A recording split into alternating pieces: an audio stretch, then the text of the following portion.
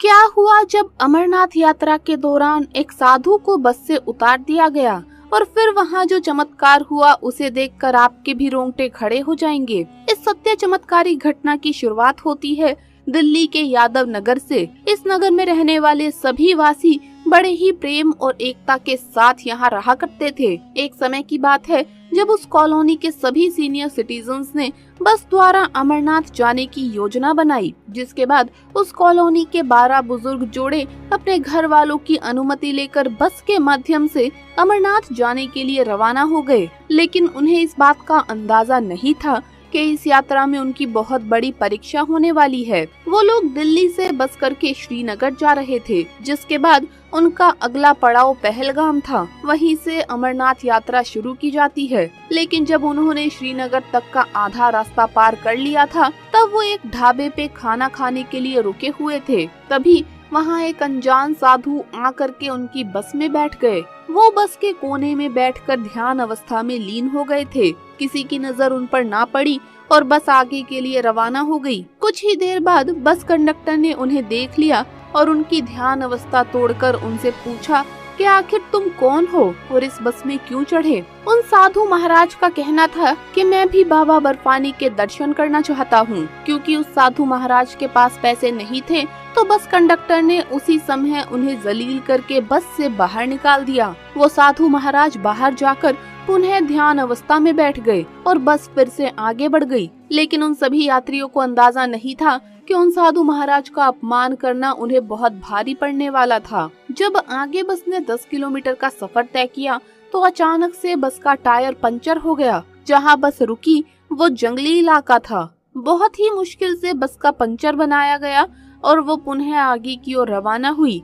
लेकिन ठीक 10 किलोमीटर बाद पुनः उस बस का टायर पंचर हो गया, जिसके बाद फिर से पंचर बनाया गया। लेकिन ये सिलसिला नहीं रुका। पंचर बनाया जाता और बस थोड़ा चलने के बाद पुनः पंचर हो जाती। देखते ही देखते पूरी रात निकल गई, लेकिन अभी तक भी श्रीनगर का आधा ही रास्ता पार हुआ था। सभी के मन में चिंता सताने लगी। अगर ऐसा ही चलता रहा तो हम श्रीनगर कब पहुँचेंगे। तभी उस बस कंडक्टर को अपनी गलती का एहसास हुआ। उसे अब समझ आया कि ये जो कुछ भी हो रहा है ये उन साधु महाराज के अपमान का ही नतीजा है। जिसके बाद उस बस को वहीं छोड़कर वो बस कंडक्टर अपने एक साथी के साथ टैक्सी करके उस स्थान पर पहुंचा जहां उसने उस साधु महाराज का अपमान किया था।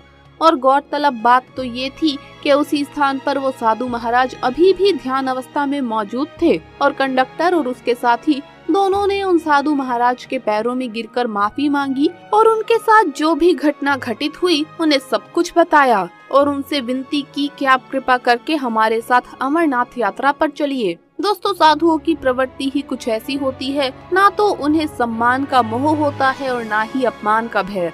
उन्होंने कुछ ही पलों में उस बस कंडक्टर को माफ कर दिया और उनके साथ बस वाले स्थान पर पहुँचे। पुनः बस का पंचर बनाया गया और साधु महाराज को सम्मान के साथ बस के अंदर बिठाया गया।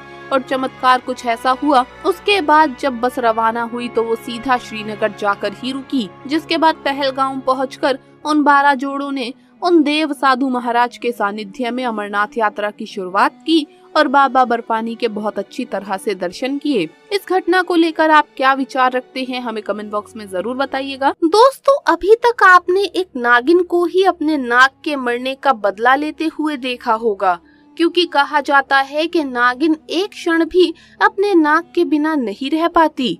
नाग की मौत के बाद नागिन नाग का बदला लेती है और फिर बाद में खुद मर जाती है। परंतु ग्वालियर के एक गांव में एक अनोखी सी सच्ची घटना सामने आई, जहां एक नाग के ऊपर ट्रक चढ़ने की वजह से उसकी मौत हो गई और फिर उसकी प्रेमिका नागिन ने जो गांव वालों के साथ किया उसे जिसने भी सुना डर से कांप गया। वीडियो शुरू करने से पहले दोस्तों एक बार सच्ची श्रद्धा से कमेंट बॉक्स में हर हर महादेव अवश्य लिखें। दोस्तों, देवों के देव महादेव के लिए एक लाइक तो जरूर बनता है। दोस्तों, ये घटना है ग्वालियर गांव में रहने वाले 2 भाई सुरेश और राम की। सुरेश और राम किसी काम से दूसरे गांव गए थे। उनका खुद का ट्रक था। जब वो घर की तरफ ट्रक से वापस आ रहे थे तो रोड पर अचानक एक नाग आ गया। क्योंकि ट्रक स्पीड में था तो पता ही नहीं चला कि कब नाग गाड़ी के नीचे आ गया। नाग की वहीं मौके पर मौत हो गई। कुछ देर बाद नाग के मृत शरीर के पास एक नागिन आई और काफी देर तक उसके शरीर के आसपास ही घूमती रही। दोनों भाइयों को पता ही नहीं चला कि उन्होंने एक नाग को मार डाला है। दोनों भाइयों ने मजे से रात को अपने माता पिता के साथ खाना खाया और सोने चले गए। परंतु आधी रात को एक नागिन खिड़की के रास्ते आई और सुरेश को डस लिया। सुरेश तेजी से चिल्लाया तो नागिन खिड़की के रास्ते से ही बाहर निकल गई। सुरेश के माता पिता और भाई राम ने जब सुरेश को देखा तो वो डरकर रोने लगे। सुरेश का पूरा शरीर नीला था और मुंह में से झाग निकल रहा था। अपने भाई को बचाने के लिए राम तुरंत बाइक लेकर के गया और पास ही के प्रसिद्ध सपेरे को घर ले आया। सपेरा जानकार था। उसने तुरंत सुरेश के शरीर को देखकर ये बता दिया कि इसे एक नागिन ने काटा है। सपेरे ने अपनी विद्या से ये जान लिया कि एक नागिन ने बदले की आग में ये सब कुछ किया है। वो सपेरा राम और उसके माता पिता को बोलता है कि आपका ये लड़का सुरेश तो अब कब का शरीर को त्याग चुका है, अब किसी भी हालत में उसे जिंदा नहीं किया जा सकता। परंतु आपके दूसरे बेटे राम को भी जान का बड़ा खतरा है, क्योंकि इन्होंने एक नाग की हत्या की है और उसकी नागिन आपके दोनों बेटों को मारना चाहती है और एक को मारने में वो सफल भी हो गई है। अब अगर आप अपने दूसरे बेटे राम को बचाने के लिए कुछ नहीं करेंगे तो इसके भी प्राण चले जाएंगे। आपको आज ही मेरे साथ अभी शिव मंदिर चलना होगा, क्योंकि नागिन आपके बेटे को मारने के लिए आसपास ही कहीं छिपी है और मौके की तलाश में है और केवल महादेव ही अब आपके बेटे को बचा सकते हैं।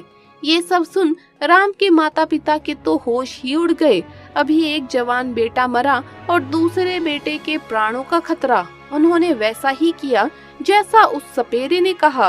वो शिव मंदिर पहुँचे। सपेरे ने राम से कहा कि महामृत्युंजय मंत्र का जोर जोर से 108 बार तुम्हें जप करना है और वो सपेरा खुद राम के माँ बाप के साथ शिव मंदिर में ही कहीं छिप गया।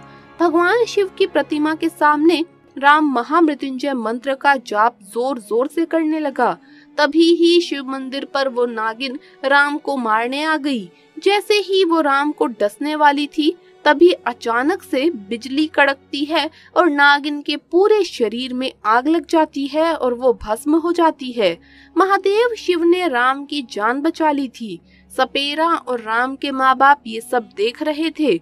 जब राम का 108 महामृत्युंजय मंत्र का जाप पूरा हुआ तो उन्होंने उसे सारी घटना सुनाई तो वो हैरान रह गया।